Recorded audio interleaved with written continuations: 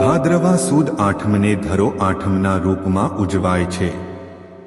આ વ્રત કરવાથી બાળકો સ્વસ્થ રહે છે, કુટુંબનો વંશ વધે છે। આ વ્રત ખાસ કરીને સ્ત્રીઓ દ્વારા કરવામાં આવે છે।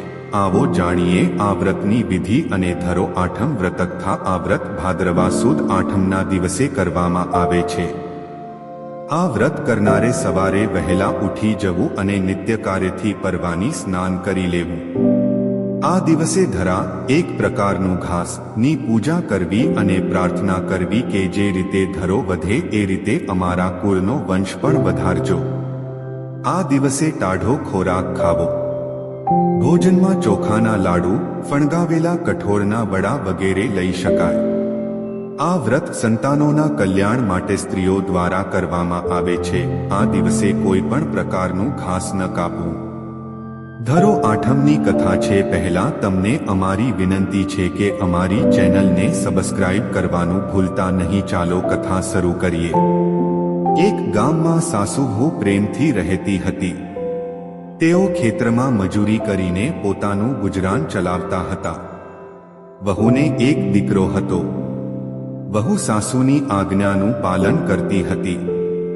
સાસુ પણ વહુનું માન રાખતા હતા। એવામાં ઘરો આઠમનો પવિત્ર દિવસ આવ્યો। સાસુએ કહ્યું કે વહુ ચાલ આપણે ખેતરમાંથી ઘાસ કાપી લાવીએ। વહુ ધરો આઠમનું વ્રત કરતી હતી। આથી આ દિવસે ઘાસ કેવી રીતે કાપી શકાય, માટે તેણે સાસુને ના પાડી। આથી સાસુએ ગુસ્સો કરતા કહ્યું કે ઘાસ નહીં લાવીએ તો ખાઈશું શું, તારું કપાળ। આથી વહુ લાચાર બની સાસુ સાથે ખેતરમાં ઘાસ કાપવા માટે ગઈ। છોકરાને ઘોડીયામાં સુવડાવી બારણે સાંકળ ચઢાવી તેઓ ખેતરમાં જવા નીકળ્યા। પણ વહુનું મન ન માન્યું। ઘરો આઠમના દિવસે લીલું ઘાસ કઈ રીતે કાપી શકાય। આથી વહુ ઘરો બાજુમાં રાખી અન્ય ઘાસ કાપવા લાગી।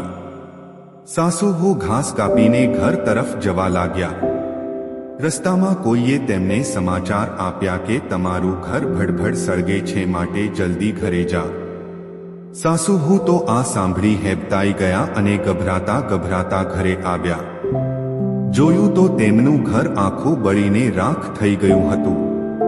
વહુએ જઈને તરત પહેલા પોતાના બાળકને જોવા બારણાને ખસેડીને જોયું તો તેના પુત્રની આસપાસ ઘરો વીંટળાઈ ગઈ હતી।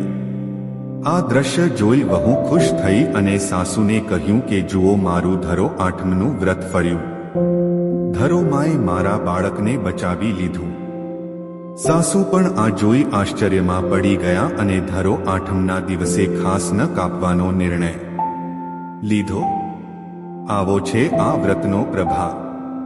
તો મિત્રો, આજની સ્ટોરી કેવી લાગી તે કોમેન્ટ કરીને જરૂર જણાવજો। અને વિડિયો સારો લાગ્યો હોય તો વિડિયોને લાઈક અને શેર જરૂર કરી દેજો। અને મિત્રો, અમારી ચેનલ પર નવા હોય તો અમારી ચેનલને સબસ્ક્રાઇબ જરૂરથી કરજો। તો મિત્રો, ફરી મળીશું એક નવા વિડિયો સાથે। જય સ્વામિનારાયણ, જય શ્રી કૃષ્ણ, હર હર મહાદેવ।